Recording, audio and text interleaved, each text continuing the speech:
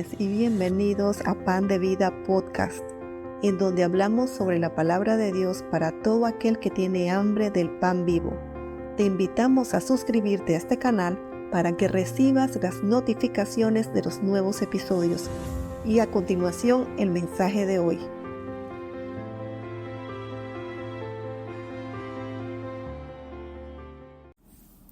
Que el amor del Padre, la gracia del Señor Jesucristo y la comunión del Espíritu Santo sean con nosotros en Cristo Jesús, Señor nuestro. El título de este mensaje es Inmenso Amor. Hemos predicado sobre la ira de Dios y la razón de la angustia experimentada por Jesús en el Getsemaní y lo que Él vivió en la cruz del Calvario. Y hoy les repito lo que les había dicho. Si hubiera sido posible para Dios perdonar nuestros pecados sin la muerte de Cristo en la cruz, podemos estar seguros de que el Dios de toda misericordia no habría permitido que a su Hijo amado le pasaran todas estas cosas. Pero no era posible. Jesucristo debería beber la copa de la ira del Padre hasta la última gota, para que el Dios justo, el Dios de toda justicia, pudiera recibirnos en su presencia, en su familia. Ahora bien, ¿qué movió al Padre y al Hijo el pasar por tanta angustia, tanto dolor, hasta la última gota?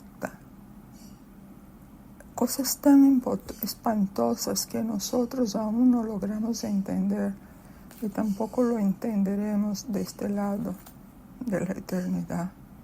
Hay una sola razón, una sola respuesta. Juan 3:16. Y agrego el 17. Y les comento que estas palabras de Jesús, Él las dijo en el primer año de su ministerio. Juan 3:16, 17. Porque de tal manera amó Dios al mundo, que ha dado a su Hijo unigénito, para que todo aquel que en Él cree no se pierda, mas tenga vida eterna. Porque no envió Dios a su Hijo al mundo para condenar al mundo, sino para que el mundo sea salvo por Él. Resalto, amó Dios al mundo, dio a su Hijo. Dios amó, Dios dio. Amó Dios al mundo y entregó a su Hijo unigénito como nuestra propiciación. Por amor a esta humanidad, el Padre cargó sobre su Hijo el pecado de todos nosotros, los seres humanos, y descargó sobre Jesús toda su ira por nuestro pecado, el pecado de toda la humanidad. Por amor a esta humanidad, el Hijo aceptó cargar con el pecado del mundo y recibir sobre sí toda la ira de Dios. El amor de Dios a ti y a mí, el amor de Dios por toda la humanidad, presente, pasada y futura. Por amor, solo por amor, tuvimos acceso a la presencia de Dios. De allí el título de este mensaje, Inmenso Amor. Oremos. Padre eterno, gracias por una nueva oportunidad de compartir y recibir tu palabra. Cuánto apreciamos y valoramos el pan que nos enviaste desde el cielo en la persona de nuestro Señor Jesucristo, y que cada día nos sigue alimentando con mucha abundancia de ese mismo pan. Maravilloso eres, Señor, bendita es tu palabra que nos guía y señala el camino que debemos tomar. Danos oídos de oírte, pies presurosos para hacer tu voluntad, manos dispuestas para ir a recoger la cosecha, pase lo que pase. Y sobre todo, Señor, danos corazones tan agradecidos por esta salvación tan grande, que nos lleve a contentarnos con cualquiera sea la situación que nos tocará vivir en el futuro. Padre bueno, que en lo poco o en lo mucho seamos agradecidos. En tus manos nos ponemos.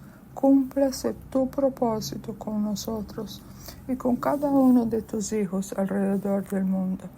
En Cristo Jesús te lo pedimos. Amén. En una ocasión, Jesús fue abordado por un intérprete de la ley, un fariseo, que pretendía ponerle una trampa al Señor con su pregunta. Lo leo en Mateo 22, del 36 al 40. Maestro, ¿cuál es el gran mandamiento en la ley? Jesús le contesta: amarás al Señor tu Dios con todo tu corazón y con toda tu alma y con toda tu mente. Este es el primero y grande mandamiento. Y el segundo es semejante: amarás a tu prójimo como a ti mismo. De estos dos mandamientos depende toda la ley y los profetas. Primer gran mandamiento: amar a Dios sobre todas las cosas. Sabemos que amar a Dios sobre todas las cosas es vivir los 4 primeros mandamientos del Decálogo. Segundo gran mandamiento: amar al prójimo como a uno mismo. Amar al prójimo como a uno mismo es vivir los 6 últimos mandamientos del Decálogo. Sin embargo, entre el Antiguo y el Nuevo Testamento hay una gran diferencia. Antes se hacían las cosas por fuerza de ley. Hoy debemos de hacer las mismas cosas bajo la ley del amor de Dios, fluyendo de nosotros hacia Dios y hacia nuestro prójimo. En el tiempo de Jesús, la letra de la ley era la que imperaba. Los fariseos pretendían saber mucho de la ley, pero no la vivían. Eran oidores, no hacedores. El Señor, en su misericordia, allá en el antiguo pacto, nos deja una promesa que se iniciaría a cumplirse en el día del descenso del Espíritu Santo sobre los discípulos de Jesús, después que el Señor murió, resucitó y ascendió a los cielos. Estoy en Jeremías 31:33. Pero este es el pacto que haré con la casa de Israel. Después de aquellos días, dice Jehová, daré mi ley en su mente y la escribiré en su corazón. Y yo seré a ellos por Dios y ellos me serán por pueblo. En el tiempo de la ley, la palabra de Dios actuaba de afuera hacia adentro. En el tiempo de la gracia, el tiempo que vivimos nosotros, la palabra de Dios actúa de adentro hacia afuera. La ley de Dios en nuestra mente nos impulsa a renovar toda nuestra manera de pensar y actuar. Esta es la obra del Espíritu de Dios en nosotros, haciendo de cada hijo de Dios una vasija de honra al servicio del reino de Dios. El nuevo pacto también fue anunciado por el profeta Ezequiel. Estoy en Ezequiel 36, 26, 27. Os daré corazón nuevo y pondré espíritu nuevo dentro de vosotros y quitaré de vuestra carne el corazón de piedra y os daré un corazón de carne y pondré dentro de vosotros mi espíritu y haré que andéis en mis estatutos y guardéis mis preceptos y los pongáis por obra. Corazón nuevo, corazón de carne, reemplazando el corazón de piedra, ahora en el nuevo pacto. Espíritu nuevo, con capacidad de ser dirigido y guiado por Dios desde adentro. Además, dentro de nosotros, Dios pondría, y lo ha hecho, su Espíritu, el Espíritu Santo. Y por medio de su Santo Espíritu nos llevará a andar en su voluntad, en guardar su palabra y ponerla por obra. La ley del Espíritu nos permitirá crecer en una vida que agrada a Dios. Ahora iniciaremos un recorrido por la Biblia para entender mejor el papel del amor en la vida del creyente. Dios nos amó primero. Primera epístola de Juan, capítulo 4, versículo 19. Nosotros le amamos a Él, a Dios, porque Él, Dios, nos amó primero. ¿Podemos decir que realmente entendemos estas palabras? Fíjense, yo leo la Biblia desde hace muchos años. Sin embargo, mi real entendimiento de estas palabras llegó a mi vida no hace mucho.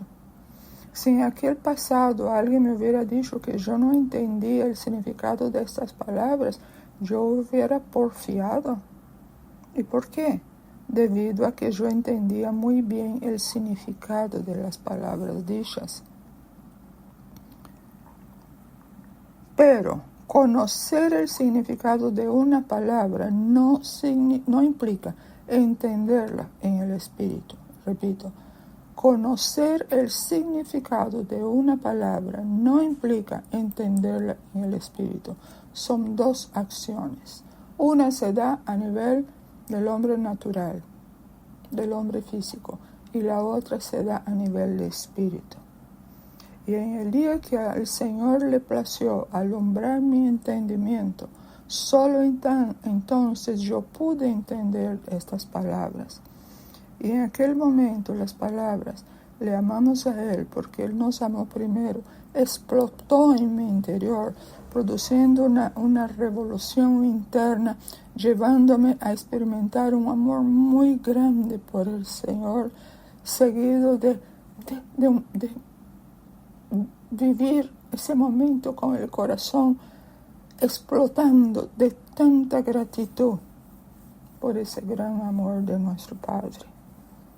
A partir de aquel entendimiento, muchas veces yo vuelvo a darle gracias a Dios porque Él me amó primero. Y siempre le digo, Señor, si hoy te amo es porque tú me amaste primero. ¿Y por qué? Porque Dios es amor. Primero de Juan 4, versículos 8 y 16. El que no ama no ha conocido a Dios, porque Dios es amor. Y nosotros hemos conocido y creído el amor que Dios tiene para con nosotros. Dios es amor, y el que permanece en amor, permanece en Dios y Dios en él.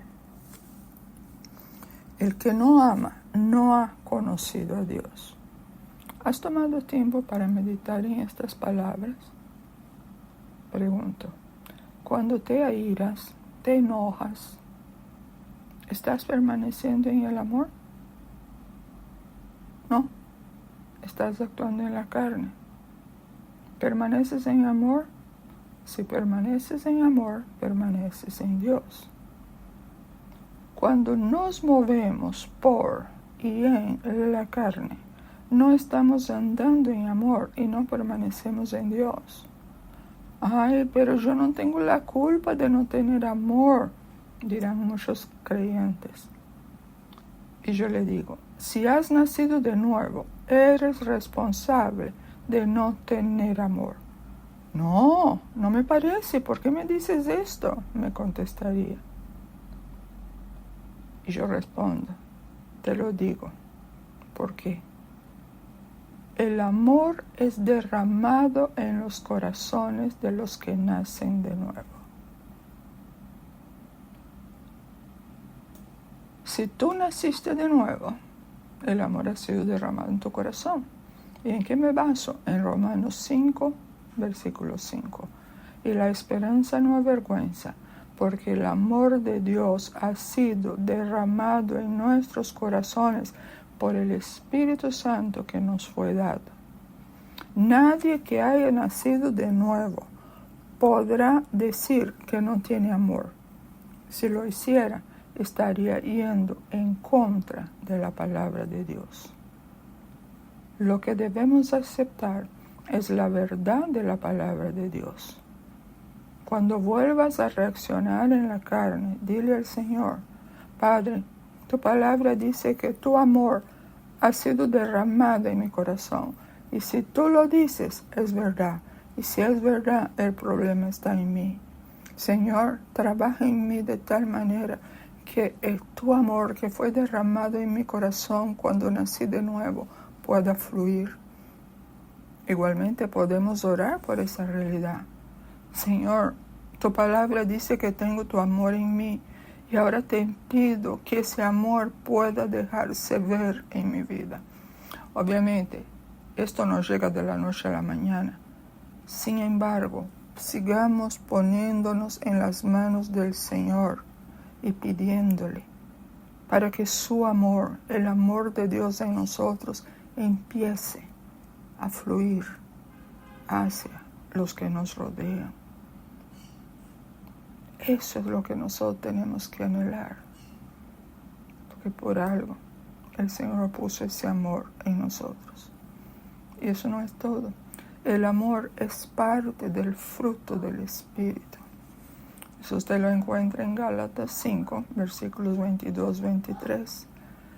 Mas el fruto del Espíritu es amor, gozo, paz, paciencia, benignidad, bondad, fe, mansedumbre, templanza. Contra tales cosas no hay ley. Si nacimos de nuevo, tenemos el Espíritu Santo dentro de nosotros. Por ende, deberíamos estar creciendo en el fruto del Espíritu. Y yo me pregunto, si no estamos creciendo en el fruto del Espíritu, ¿no será porque estamos alimentando más a la carne en perjuicio del Espíritu? ¿Cómo estás? ¿Estás alimentando más a la carne? No, debemos alimentar más el Espíritu para que el Espíritu, creciendo, haga menguar la carne. Retomo unas palabras del apóstol Pablo dichas a los Corintios. Eso usted lo puede encontrar, 2 Corintios 13, versículo 5, la primera parte. Les leo en la versión Nueva Biblia de las Américas. Pónganse a prueba para ver si están en la fe. Examínense a sí mismos. De vez en cuando uno debería hacerse un examen, ¿verdad que sí? Por otro lado, cuando leemos este versículo de Gálatas 5, que nos dice que el amor es el fruto del Espíritu, podemos asociarlo, el amor, con 1 Corintios 13, cuyo tema es el amor igualmente. Así que puedo decir sin temor a equivocarme que al crecer en el amor, todos los aspectos del fruto del Espíritu deberán empezar a crecer y a manifestarse, aunque no sea muy continuo al principio en la vida del creyente. ¿Por qué? Porque el creyente está en crecimiento, pero debe haber ese cambio. Obviamente eso va a depender de la decisión de cada uno, si realmente estamos interesados en eso, si realmente le pedimos al Señor que queremos crecer en el fruto del Espíritu, que queremos agradarle en todo lo que hagamos. A ese tipo de oración el Señor escucha, pero Él va a probar si nosotros somos perseverantes y seguimos pidiendo y deseando y anhelando lo que estamos pidiendo. El amor de Dios ha sido derramado en el corazón de todos los que hemos nacido de nuevo. ¿Para qué? Lo repito, para que crezcamos en el fruto del Espíritu, a fin de que el amor descrito en 1 Corintios 13 siga creciendo en nuestro interior. ¿Para llegar a qué? Para llegar a amar como Jesús amó. Y aquí entramos en un punto clave. Ponga toda la atención del mundo. Leeré Juan 13, 34 y 35. Jesús hablando. Un mandamiento nuevo os doy. Ponga atención a estas palabras. Un mandamiento nuevo os doy. que os améis unos a otros, como yo os he amado, que también os améis unos a otros. En esto conocerán todos que sois mis discípulos, si tuviereis amor los unos con los otros. Leemos también Juan 15, aquí voy a saltarme. Leeremos versículos 9, 12 y 17. El 9.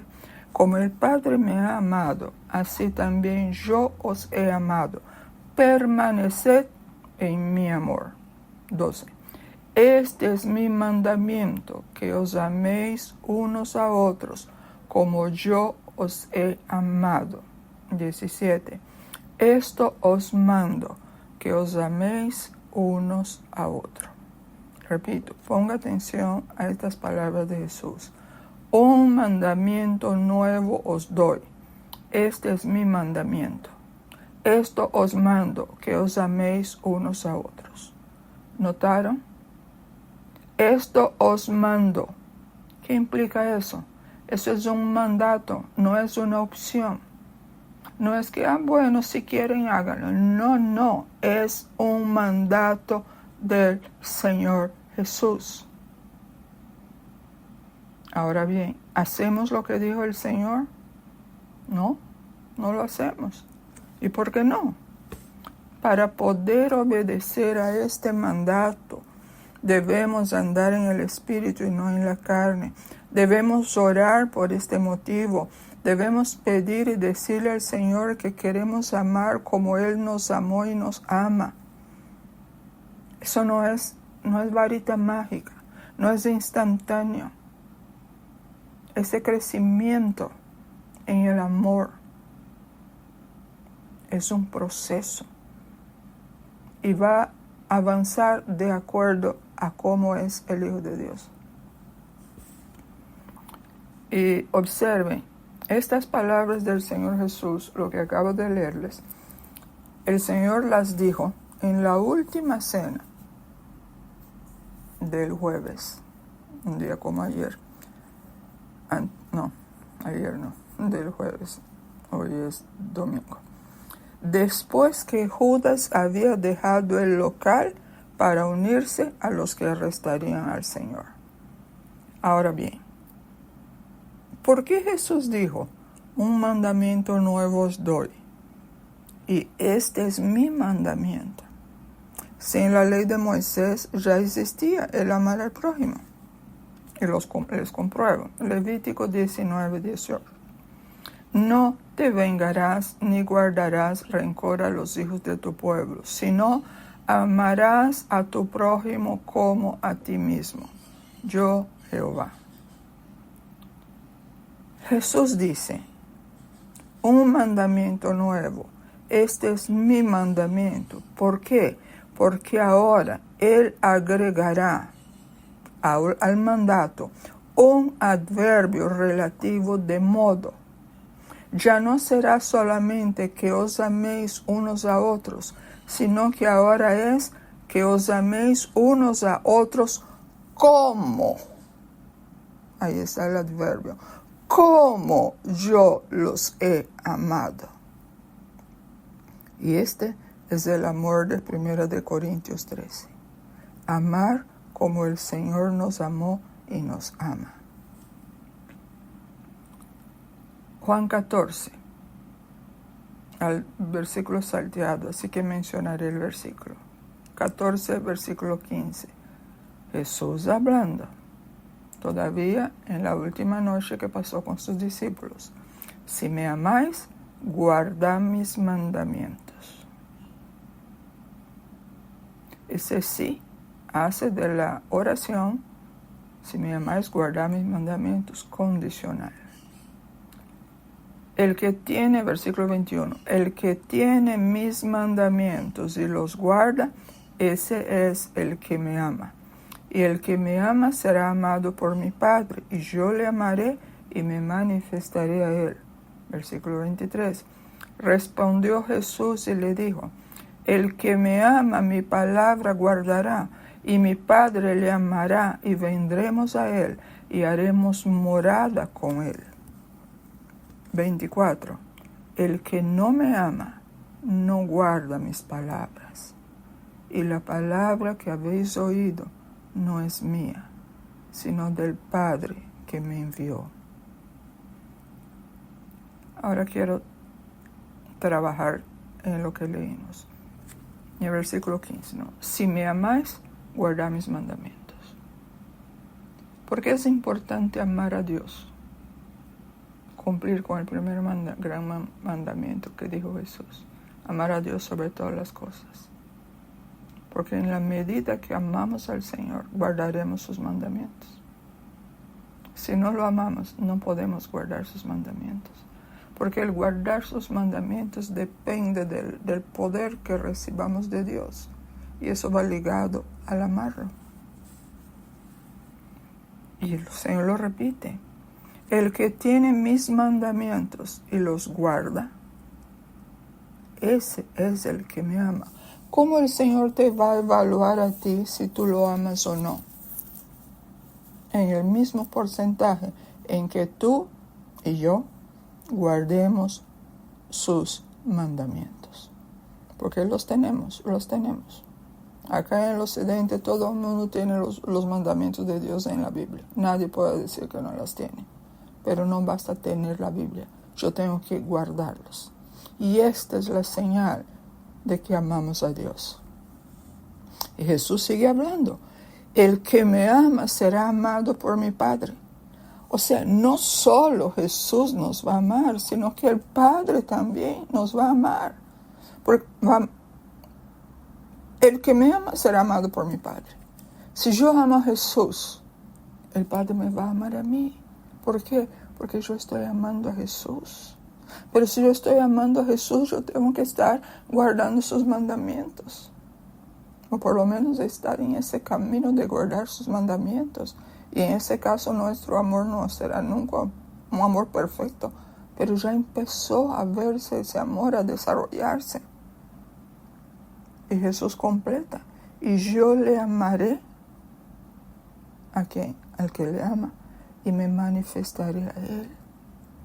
Y me manifestaré a él. El Señor es tan claro.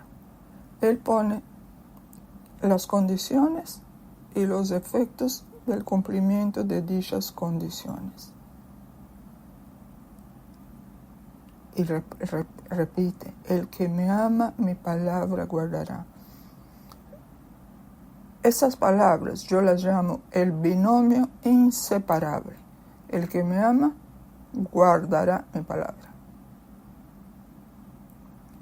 Y mi Padre le amará, y vendremos a él y haremos morada en él. Te había detenido a pensar eso. El día que yo me di cuenta, yo nunca había visto eso. ¿Qué era lo que no había visto? Cuando nosotros nacemos de nuevo, ¿quién viene a morar en nosotros? El Espíritu Santo, la tercera persona de la Trinidad. Pero aquí el Señor está diciendo que mi Padre,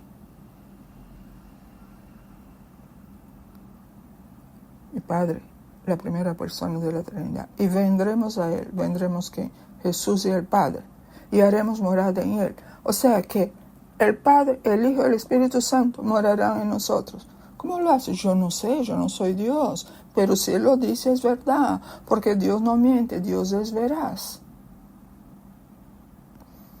La conclusión: al que me ama y guarda mi palabra, mi Padre y yo vendremos a él y haremos morada en él. ¿Sabe lo que yo veo en estas muchas palabras del Señor? Al que me ama y guarda mi palabra, mi Padre y yo vendremos a él y haremos morada en él. Yo veo ahí la evidencia del nuevo pacto. Eso nunca fue dicho en el antiguo pacto, porque ellos no tenían ni el Espíritu, ni el Padre, ni el Hijo en ellos. Ellos tenían que tener sacerdotes humanos. Ya hoy día nosotros tenemos sacerdote celestial, que es el Señor Jesucristo. Gracias, Señor, por ese nuevo pacto. Ahora, ¿qué dice el antiguo pacto sobre el amar a Dios? Deuteronomio 11:1. Amarás pues a Jehová tu Dios, y guardarás sus ordenanzas, sus estatutos, sus decretos y sus mandamientos todos los días.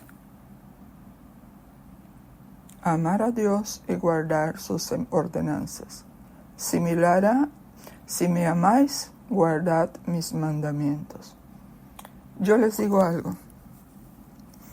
Se puede cumplir con muchas ordenanzas de la ley de Dios sin amar a Dios. Pero no se puede amar a Dios sin guardar sus mandamientos.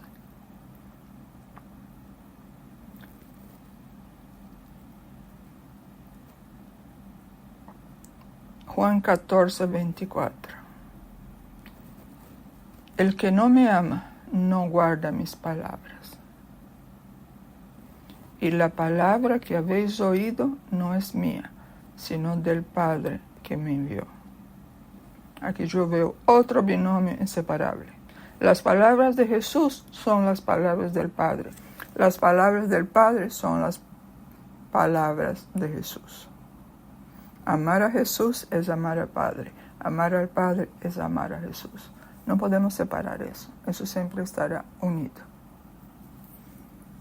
No contento con eso, Dios nos ama tanto que nos ha hecho hijos de Dios. Primera de Juan 1:1. No, yo creo que no es 1, debe ser, creo que el capítulo 3.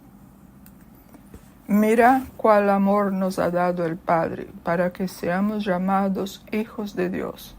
Por eso el mundo no nos conoce, porque no le conoció a Él.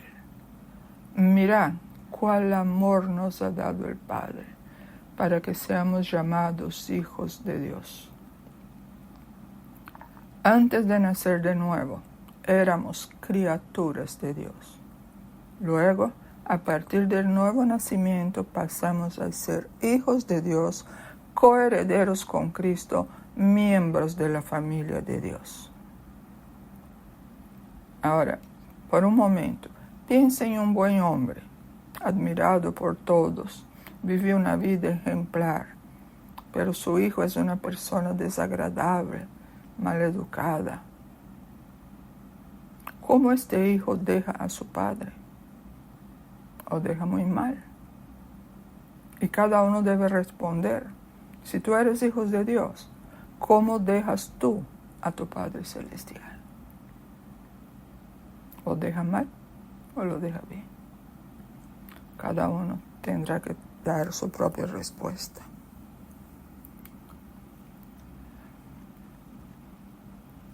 Primera de Juan, versículo 3, 14 y 16. Nosotros sabemos que hemos pasado de muerte a vida, en que amamos a los hermanos. El que no ama a su hermano permanece en muerte. En esto hemos conocido el amor, en que Él puso su vida por nosotros.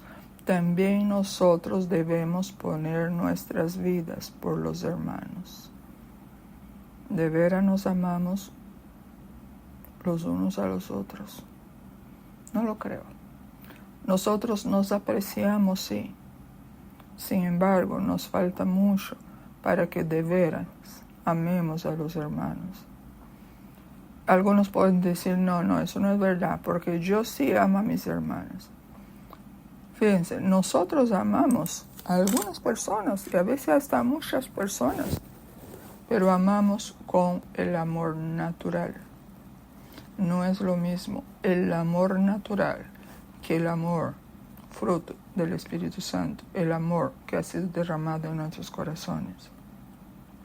Y lo que el Señor quiere es llevarnos a amar a los hermanos con el amor de Dios. Y hoy les puedo decir algo que entendí, algo más que entendí. Antes de amar a los hermanos, debemos amar a Dios. No puedes amar a los hermanos si no has empezado a amar a Dios. Sí, pero yo los amo. No, los amo con amor natural, pero eso no es el amor de Dios. Si no amamos a Dios, si no estamos creciendo en el amar a Dios, ¿cómo amaremos a los hermanos? Cuando Jesús dijo, este es el primer mandamiento, amar a Dios sobre todas las cosas, seguidamente el Señor dice, y este es el segundo, amar al prójimo como a uno mismo. Todo se inicia con el amar a Dios. La vida de cada hijo de Dios reflejará su amor por el Padre. Y cuando vamos creciendo en el amor a Dios, créanme, esto es el fruto del Espíritu Santo, no es un fruto nuestro, no es nuestro. No es algo que tú lograste por ti mismo, así como cuando tú estudias una lección y tú la aprendes y eso queda en tu mente. Y si tienes buena memoria, puede pasar muchos años y tú no te olvidas de eso. Pero ese amar de Dios, que es fruto del Espíritu, se mantiene mientras estemos bajo el gobierno de Dios, bajo la obediencia a Dios. Entonces el fruto está allí y sigue creciendo, el fruto del Espíritu. Conforme crecemos en el amor a Dios, avanzaremos en el fruto del Espíritu. Y por ende avanzaremos en el amor al prójimo. Y en ese prójimo incluimos aún a los enemigos, si los tuviéramos. Porque eso fue un mandato del Señor. Él dijo que tenemos que amar a los enemigos. Imagínense. Insisto, el secreto a voces para amar a los hermanos y a los enemigos es crecer en el amor a Dios, el amor de Dios. ¿Y saben por qué? Porque el amor que se desarrolla en nosotros como fruto del Espíritu es de Dios, no es nuestro, es de Dios. Si tú te alejaras del Señor, te vuelve atrás, ya no tienes ese amor, te quedarás con tu amor natural, porque todo el mundo tiene amor natural. Tú no ves que hay mucha gente que ama a mucha gente y ni siquiera ha nacido de nuevo. El amor natural está ahí. Pero ese amor está a nivel del alma. Pero el amor a Dios, el amor de Dios, está a nivel del Espíritu. Está más alto. 1 de Juan 4:7. Amados, amémonos unos a otros, porque el amor es de Dios. Todo aquel que ama es nacido de Dios y conoce a Dios. Ya sabemos que no se puede conocer a Dios sin haber nacido de nuevo. Y no todo el mundo que nació de nuevo conoce a Dios, porque eso también es un proceso. Eso tiene que empezar a desarrollarse.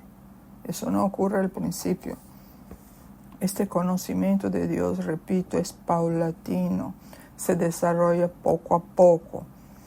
Y va a depender de la entrega, de la rendición de cada hijo de Dios a su Padre Celestial y al Espíritu Santo que habita ahora en él. Dios no hace nada si nosotros no hay una respuesta. ¿Por qué fuimos salvos? Porque fuimos al Señor y le dijimos, Señor, yo reconozco que he pecado muchas veces. Te pido perdón y quiero que Jesús entre a mi vida y que Él sea el Señor de mi vida. Yo tuve que hacer eso. Ese es dar el primer paso. Porque el paso que Dios tenía que dar, Él se lo dio. ¿Cuándo? Cuando el Padre envió a su Hijo para que muriera aquí en esa tierra, para que pasara por todo lo que pasó, para descargar sobre Él la ira de Dios sobre Jesús cuando estaba en la cruz, para poner sobre Él el pecado de toda la humanidad. Ese fue el paso que dio Dios. Dios no puede hacer más nada. Ahora el paso que nosotros tenemos que dar es aceptar lo que Dios ya ha hecho. Y a partir del nuevo nacimiento se puede empezar a desarrollar en nosotros el conocimiento de Dios. Yo digo se puede, porque va a depender del deseo y del anhelo de cada uno. El conocimiento de Dios en nosotros está supeditado a nuestro anhelo de conocer y entender a Dios, aunado a nuestra actitud hacia Dios. ¿Cuál es nuestra actitud hacia Dios? ¿Lo respetamos? ¿Lo honramos?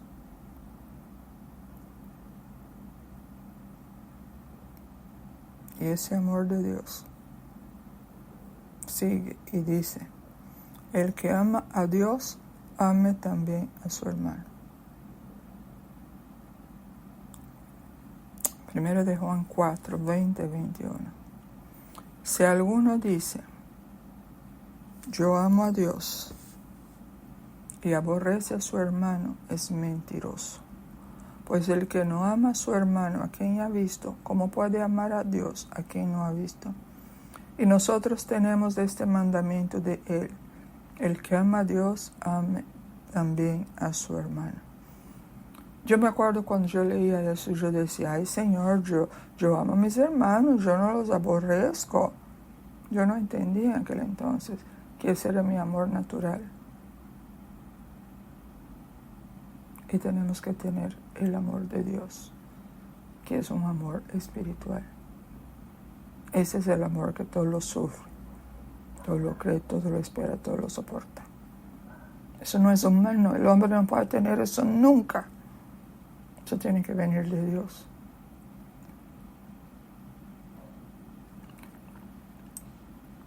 Si tú llegas a aborrecer a algún hermano, y eso puede pasar, claro que sí, hay muchos que están en esa condición, ¿qué debes hacer? Ir delante del Señor y reconocer: Señor, yo estoy pecando contra ti, porque yo digo que te amo, Señor, pero aborrezco a esa persona, aborrezco a ese mi hermano. Y según lo que dice la palabra, cuando yo digo ahí, yo amo a Dios y aborrezco a mi hermano, yo estoy siendo mentiroso. Y el mandamiento es: el que ama a Dios, ame también a su hermano. Y es muy serio eso, mis hermanos, porque a veces no nos amamos hermano a hermano, porque la tendencia nuestra es criticar mucho, ¿verdad? Y muy poco orar por otros. Y tenemos que orar por otros, por aquellos que por alguna razón los estamos aborreciendo. Ya eso habría que ver cuál es el motivo del aborrecimiento.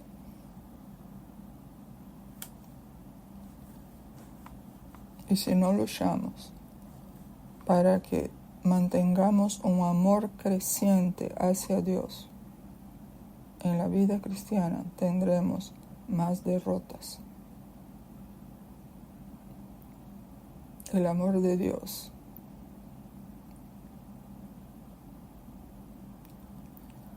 es necesario amar a Dios sobre todas las cosas. Y es imposible amar a los hermanos si no amamos a Dios. El amor a Dios nos aleja de pecar contra Dios.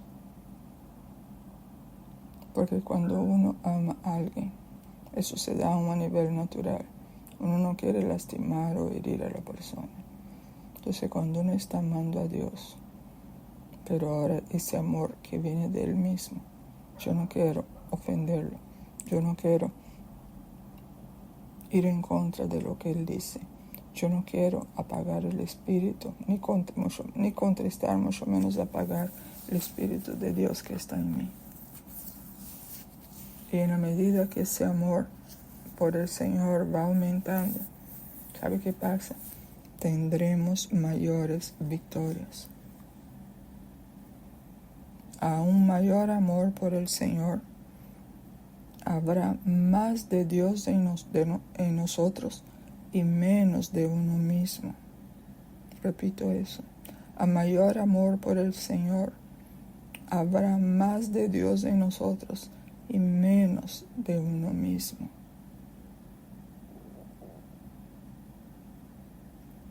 El pecado nos lleva a desagradar a Dios, a alejarnos de Él.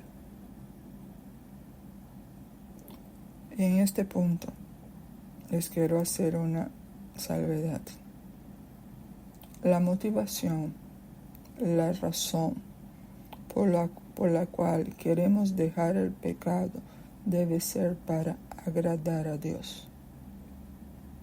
La motivación, la razón por la cual queramos dejar el pecado no debe ser para que el Señor me dé Y o X cosas. No. Todo lo que hagamos en nuestras vidas debe ser para agradar a Dios. Nuestro móvil, nuestra motivación siempre debe ser Dios, no uno mismo. Y sería interesante que le preguntara al Señor, Señor, yo oro, o yo voy a la iglesia, yo asisto a reuniones, yo hago cosas buenas. Señor, ¿lo estoy haciendo por ti o lo estoy haciendo por algo para mí mismo? Pregúntale al Señor, que Él sea el que nos muestre cuál es nuestra verdadera motivación. Porque puede ser que en un 70% lo estemos haciendo para Dios, pero ahí hay un 30% por nosotros mismos.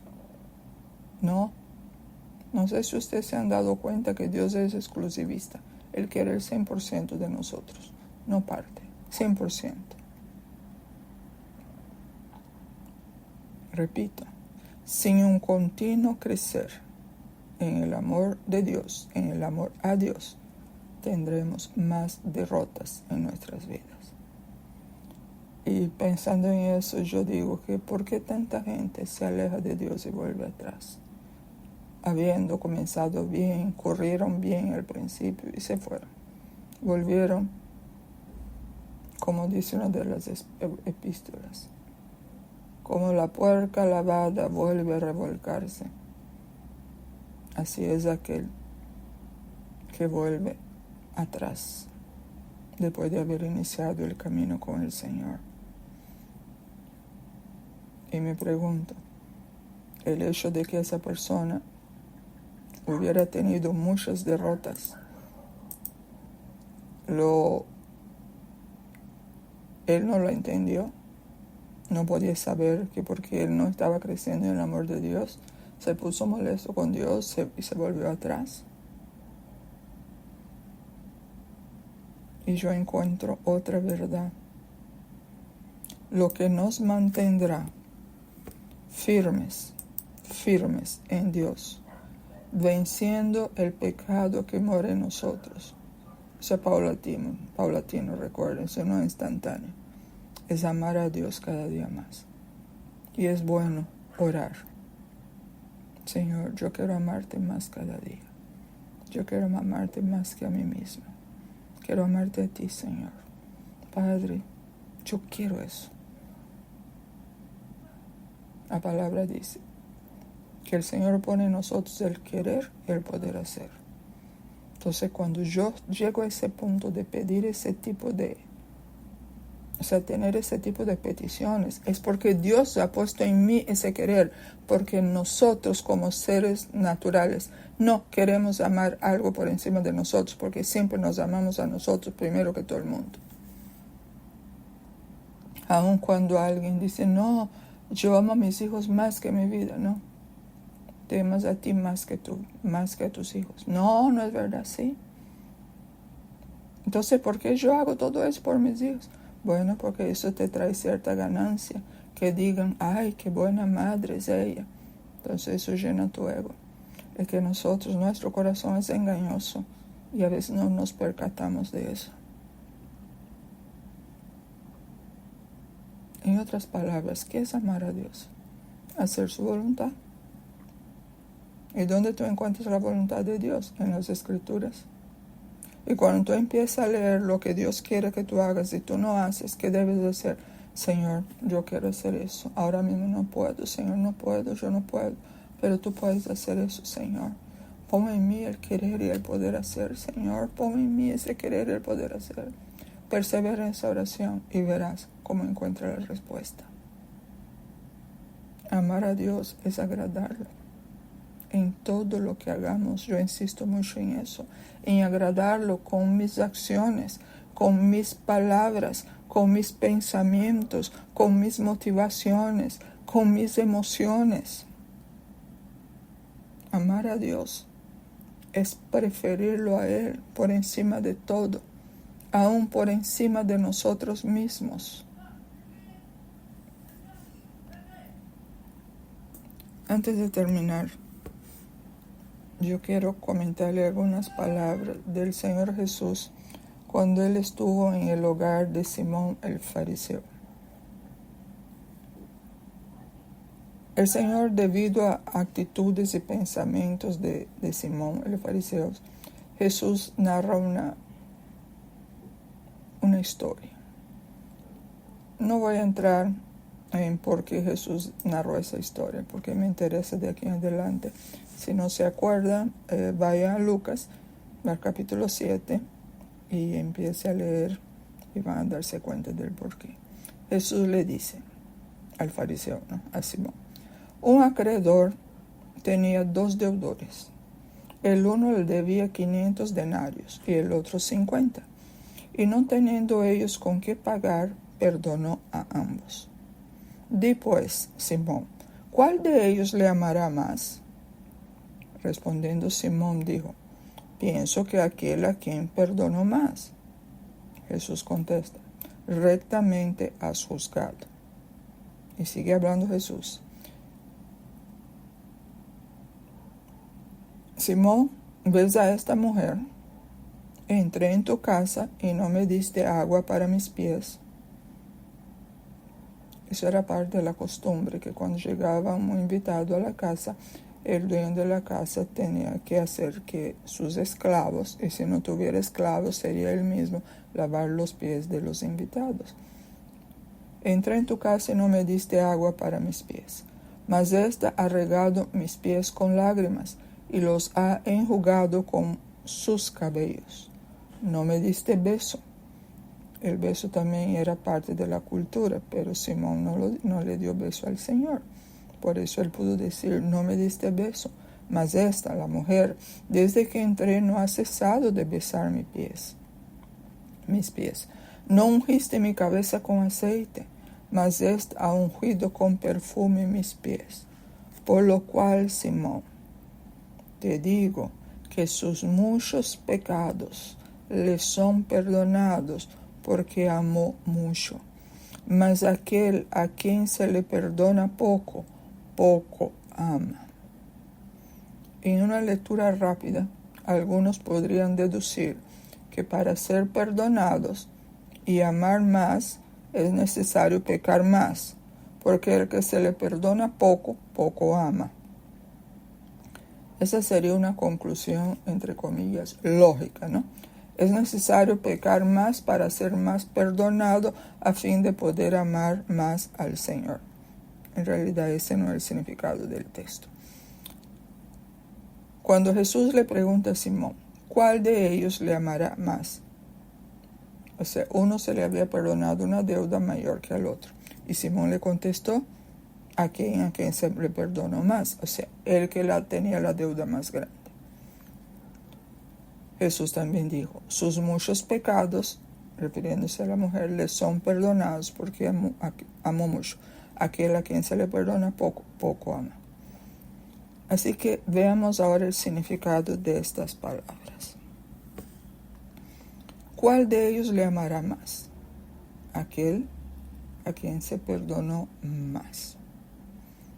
¿Cómo pasa eso? Cuando el pecador reconoce, el Hijo de Dios, reconoce y confiesa sus muchos pecados, pidiendo perdón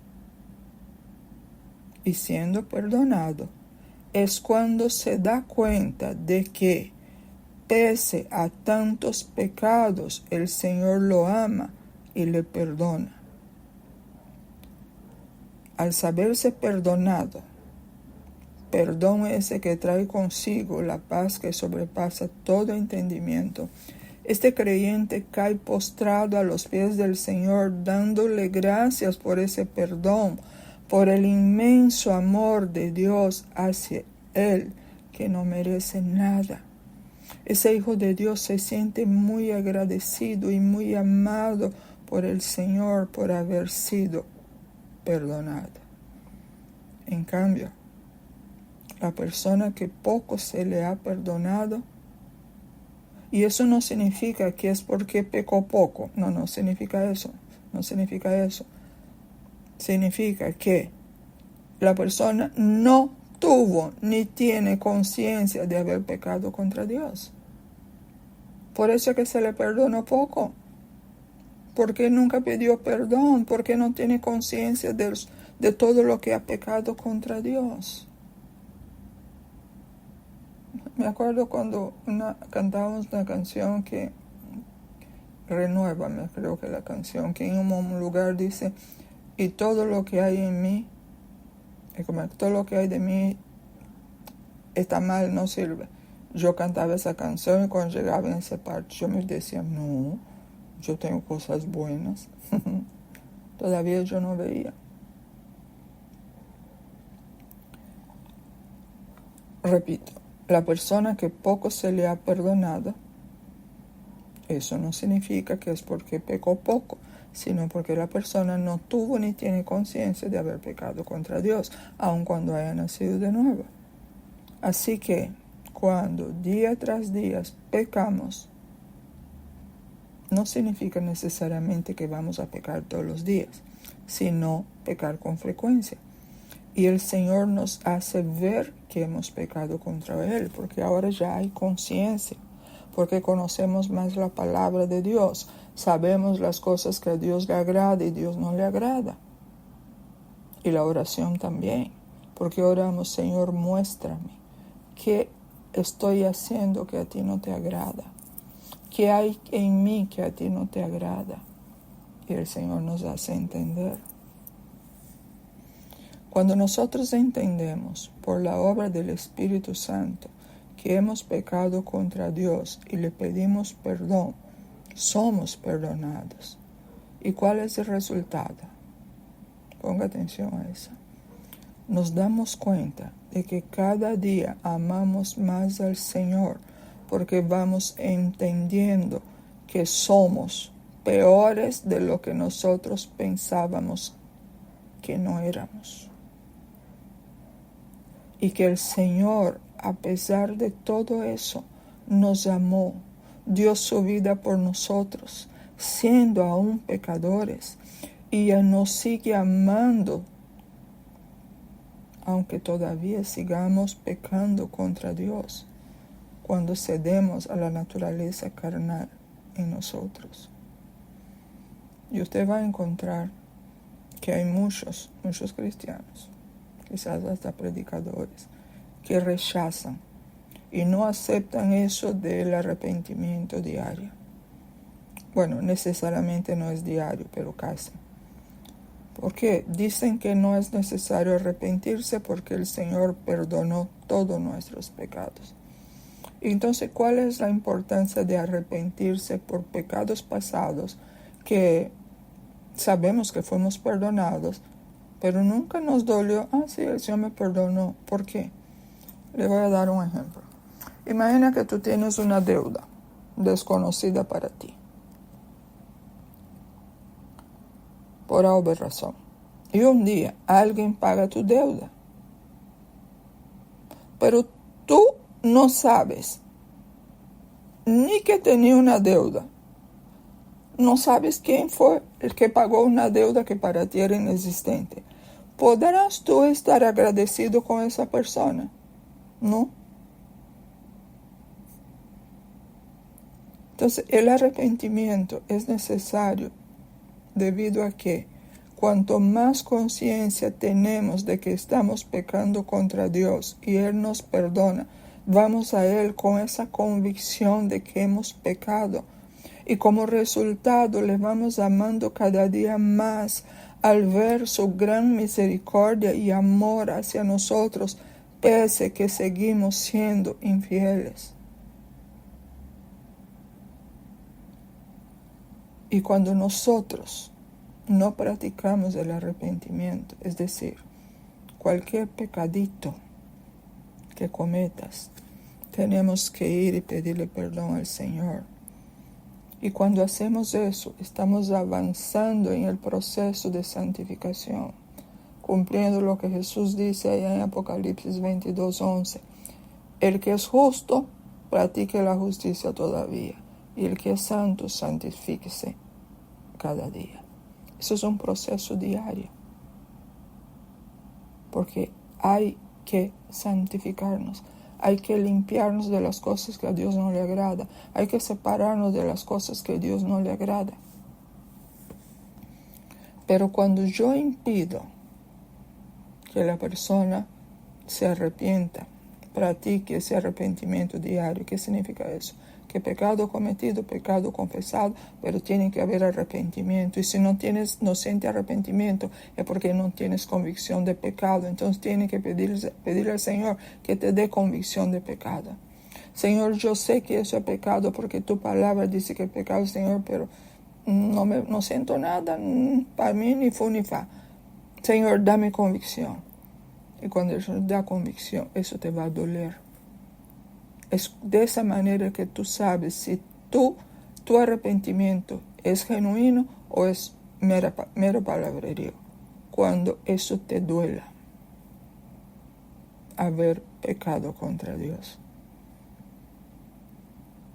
Y yo he visto entonces, ahora en este tiempo, que todos aquellos que están por detrás de rechazar o negar la necesidad de un arrepentimiento continuo, están siendo instrumentos en la mano de cierto personaje que no es de este mundo, porque están impidiendo que los oyen practiquen ese arrepentimiento continuo para que sean santificados cada día más y empiecen a aborrecer lo que Dios aborrece.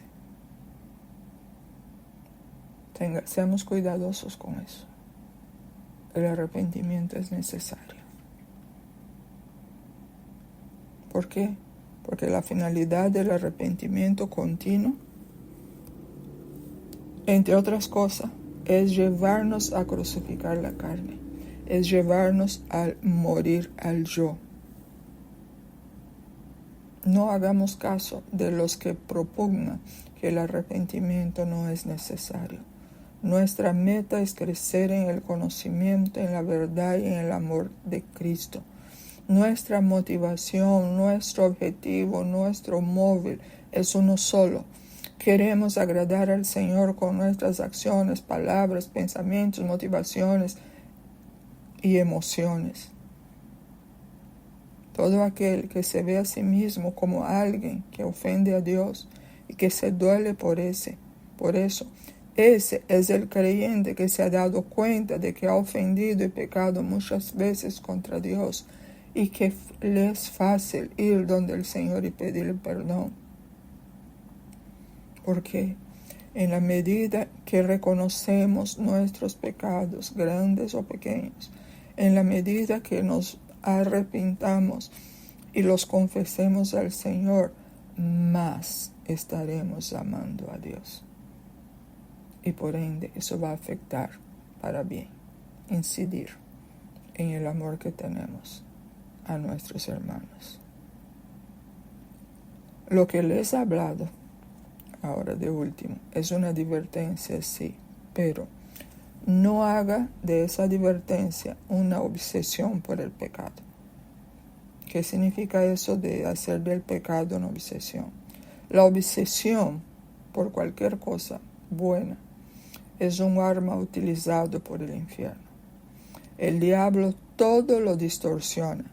Si no puede eliminar en nosotros el deseo de no pecar contra Dios, él va a buscar obsesionarnos tanto por el pecado que perderemos el gozo de la salvación y el miedo de pecar contra Dios nos paralizará No caiga en esa trampa, no caiga en esa trampa. El que nos hace ver nuestros pecados es el Espíritu Santo. No le quitemos su trabajo. Oramos y pedimos. Y el Espíritu Santo, Dios, lo hace. Pero no le quitemos el trabajo. Por esta razón, siempre he aconsejado que no caigamos en la trampa de la introspección para, entre comillas, descubrir tus pecados ocultos. Tú no tienes que descubrir por introspección. El Espíritu Santo es el que hace eso. Ore a Dios, pida al Señor que te muestre y Él te va a mostrar. Y un día tú puedes estar haciendo cualquier cosa y como está en tu mente y será clic. Ay, sí, mira, yo pequé aquí. Tú no tuviste que hacer introspección. La introspección es malsana. Porque el creyente medita en la palabra de Dios, pero no hace introspección. Así que arrepentimiento sí. Pedir al Señor que nos examine sí. Introspección no. Poderoso es Dios para hacernos ver algún pecado que Él conoce. No lo conocemos nosotros, pero que el Señor también sabe que ya hemos llegado al tiempo de poder hacerle frente a dicho pecado. Porque el Señor no te muestra todo de una vez. No. Es paulatino de acuerdo a tu crecimiento. Pongámonos en el altar de sacrificios. Permitamos que sea el Señor quien nos muestre lo que aún no vemos. Presentémonos siempre al Señor como sacrificio vivo para que Él nos escudriñe. Y Él lo hará. Padre, yo quiero ahora, Señor, agradecerte por esta salvación tan grande. Oh bendito Dios, gracias por nuestro gran Salvador. Tú, Señor, que sufriste por lo que tuviste que hacer con tu Hijo amado. Y tu Hijo amado sufrió por recibir sobre sí todo lo que pasó en el Calvario, Señor. Y todo fue para salvarnos a nosotros, por amor a nosotros. Por eso oramos, Señor, para que tú nos ayudes, a fin de que no nos apartemos de ese camino de santidad. Danos sabiduría para poder y saber tomar buenas decisiones. Oramos, Señor, para que nuestro amor a ti y el amor de Dios en nosotros crezca, a fin de que podamos amar a nuestros hermanos y al prójimo. Danos discernimiento, Señor, para entender cuando algo es pecado, cuando algo no te agrada. Aumenta en nosotros el temor de Dios, porque el temor de Dios, Señor, es aborrecer lo que tú aborreces. Por eso oramos por eso, que podamos aborrecer todo lo que tú aborreces, Señor. Y por otro lado, que amemos todo lo que tú amas, Señor. Y tú amas a nuestros hermanos, por eso debemos amarlos. Pero antes de poder amarlos a ellos, tenemos que crecer en el amor a ti, Señor. Y por último, Señor, yo te pido que si hay algo más por lo cual debemos orar y todavía no lo vemos, pónnoslo en el corazón, Señor. Que en todo seamos guiados y dirigidos por ti. Y hago extensiva, Señor, esta oración a toda tu iglesia, en todo el mundo, Señor, porque todos necesitamos todo esto que hemos orado esta noche. Gracias, Padre, en el nombre de Jesús. Todo viene de ti. Tú eres bueno, Señor, misericordioso, fiel. Gracias, Padre. Amén.